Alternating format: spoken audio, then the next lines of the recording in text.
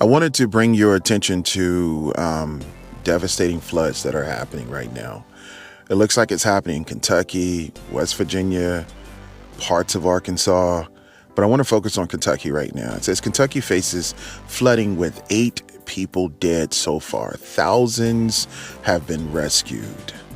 This is devastating. You guys can see the pictures right now. Jacob Fulbright on Facebook has videos of the images, and a screenshot one of the videos. We know that several different fire departments from neighboring counties have joined the effort for water rescue. This is startling. If you've never been in a flood, this is very, very, very scary. I'm sure this is triggering for those people who have been in a flood, and we've had some disaster floods around. Also, just for some context, it says nearly 40,000 residents are without power.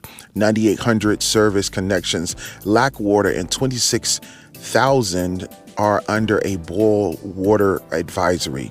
Authorities said on the Sunday press conference, Pike County School District announced Sunday it would be closed until further notice.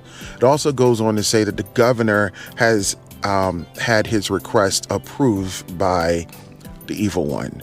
So at least we see that this particular state has received their funding, and which is good. This is real good. This is what a president is supposed to do. You know, there's no room for politics when it's talking about life and death situations. This is a natural disaster. And this is something that I am grateful for the evil one at least approving Andy Beshear's request for funding. We don't know, will it be a total? We don't know if there is anything nefarious, because we know how he goes. I believe that you don't sleep with one eye open and one eye closed. However, keep in mind, this is Donald Trump we're talking about here. But to focus our attention on the residents, I hope that FEMA is on the ground. I hope that these residents are able to sustain. And this brings me to the attention for you guys. Make sure if you're not in a flood zone area or whatever, just make sure you have your stuff prepared. This was a natural disaster. Natural disasters, you cannot avoid them. It just happens. But the more prepared you are, the better off you can be.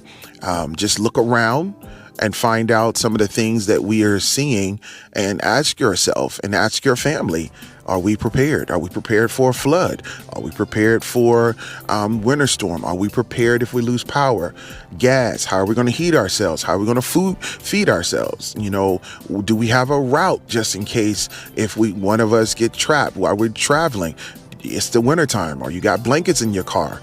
Do you have snacks or food? How are you going to stay warm in case you get snowed into your car?